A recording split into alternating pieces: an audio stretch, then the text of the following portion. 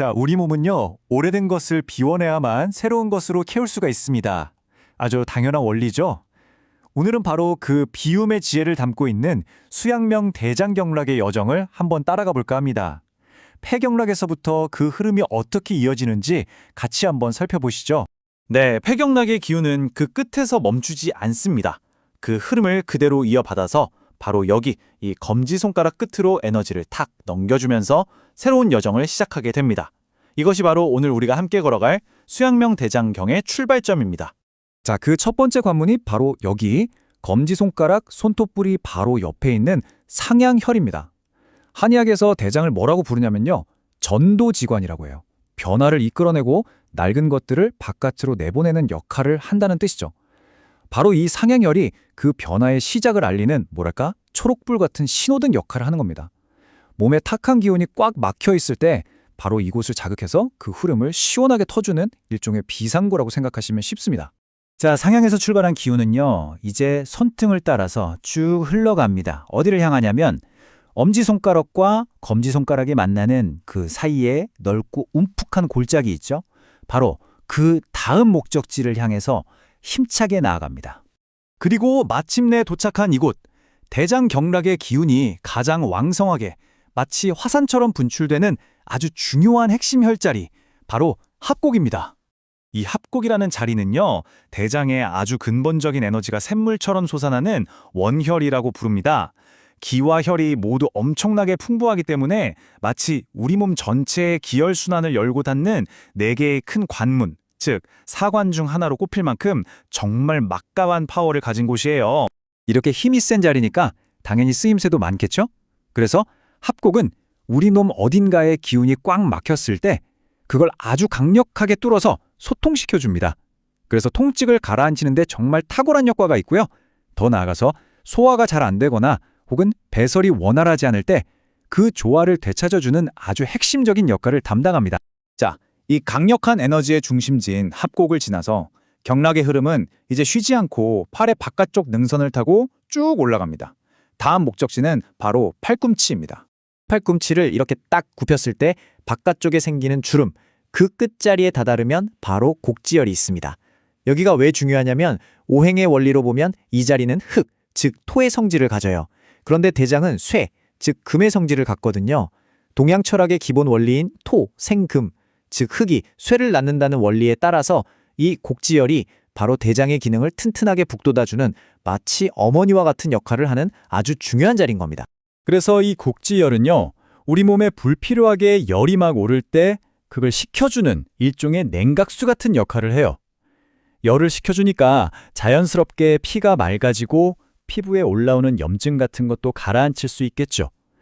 결국 폐와 대장이 함께 주관하는 우리 피부의 면역력을 튼튼하게 만들어서 외부의 나쁜 기운으로부터 우리 몸을 지키는 견고한 방어벽을 세워주는 셈입니다. 네, 경락의 흐름은 여기서 멈추지 않습니다. 계속해서 팔 바깥쪽을 타고 위로 올라가서 드디어 상체로 들어가는 아주 중요한 관문, 바로 어깨에 도착합니다. 어깨에 있는 이 견우혈은요, 우리 팔 전체의 움직임, 그리고 어깨 관절의 기능을 직접적으로 다스리는 곳입니다. 그래서 우리가 흔히 어깨가 뻣뻣하고 아플 때 바로 이것 견우혈의 기운이 막혀서 그런 경우가 많아요. 이 흐름을 원활하게 해주면 그 통증과 경직을 부드럽게 풀어낼 수가 있는 거죠. 자, 여러분, 여기서부터가 정말 중요합니다. 지금까지는 몸의 바깥쪽, 표면을 따라 흘렀잖아요. 이제 대장경락이 아주 큰 전환을 맞이합니다. 이 견우혈을 지나면서 몸 안쪽, 아주 깊숙한 곳으로 다이빙하듯 들어갑니다.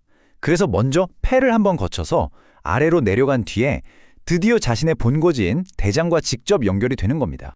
바로 이 몸속 키 큰 곳에서의 여정이 폐와 대장이 얼마나 긴밀하게 연결되어 있는지를 아주 명확하게 보여주는 대목입니다. 보세요. 폐가 맑은 공기를 들이마셔서 그 기운을 아래로 쫙 내려주는 작용, 이걸 숙광이라고 하거든요. 이 숙광작용이 제대로 이루어져야만 대장이 그 힘을 받아서 몸속의 노폐물을 바깥으로 시원하게 밀어낼 수 있는 겁니다. 이걸 전도작용이라고 하고요. 그러니까 결국 제대로 채워야만 제대로 비울 수 있다는 아주 심오한 원리가 여기에 숨어 있는 거죠. 이렇게 하나는 음의 장기인 폐, 그리고 다른 하나는 양의 장기인 대장이 서로 짝꿍이 되어서 기능을 돕는 것. 이걸 바로 한의학에서는 표리관계라고 부릅니다. 겉과 속이 한 쌍이라는 뜻이죠. 대장경이 몸속으로 들어가서 폐와 대장을 연결하는 이 여정이야말로 바로 이 표리관계가 실제로 완성되는 과정이라고 할 수 있습니다. 자, 이렇게 몸속 깊은 곳에서의 중요한 임무를 마친 경락은요, 이제 다시 몸의 표면으로 짠 하고 나타납니다. 그리고는 목을 타고 얼굴을 향해서 다시 올라가기 시작합니다. 목 옆을 지나가는 이 지점, 바로 부돌혈입니다. 이 부돌혈은 대장의 기운이 목구멍, 즉 인후를 통과하는 길목인데요. 가끔 대장에 불필요한 열이 쌓이면 그 뜨거운 기운이 역류해서 위로 확 치솟을 때가 있어요. 그럴 때 목이 붓고 아프거나 목소리가 쉬기도 하죠. 바로 이 부돌혈이 그 뜨거운 열기를 잡아주고 기도가 편안하게 숨 쉴 수 있도록 통로를 확보해주는 중요한 역할을 합니다.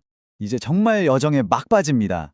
경락은 얼굴을 가로질러서 이 길고 긴 여정의 최종 목적지, 바로 코 옆에 도착하게 됩니다. 그리고 이 마지막 종착역의 이름이 아주 의미심장합니다. 바로 향기를 맞이한다는 뜻의 영양열입니다. 참 이름이 예쁘죠? 그런데 왜 하필 수많은 곳 중에 바로 이 코 옆, 향기를 맞이하는 이곳에서 대장경의 긴 여정이 끝을 맺는 걸까요? 그 이유는 코가 바로 폐가 바깥 세상과 소통하는 문이기 때문입니다. 다시 말해서 우리 몸의 안에 있는 대장이 깨끗하게 비워져야 밖으로 열린 폐분, 즉 코가 시원하게 뻥 뚫려서 비로소 향기를 제대로 맡을 수 있다는 아주 깊은 의미가 담겨 있는 거죠. 그래서 이 영양혈이 비염이나 코막힘을 다스리는데 아주 중요한 역할을 하고요. 이렇게 우리 몸의 감각을 활짝 깨우는 것으로 수양명 대장경의 여정은 대단원의 막을 내립니다. 결국 이 수양명 대장경의 전체 여정은 우리에게 아주 분명하고도 단순한 하나의 원리를 가르쳐줍니다. 네, 바로 비우지 못하면 채울 수 없다는 진리입니다. 내 안에 낡고 탁한 것들을 깨끗하게 비워낼 때 비로소 폐를 통해 들어오는 저 신선하고 맑은 생명력이 우리 몸을 가득 채울 수 있다는 것, 그것이 바로 대장경이 우리에게 들려주는 이야기입니다. 자, 그렇다면 오늘 여러분의 몸과 마음에서는 과연 무엇을 비워내시겠습니까? 대장경의 여정이 우리 각자에게 던지는 이 지혜로운 질문에 대해 한 번쯤 깊이 생각해보는 시간을 가져보시면 어떨까 합니다.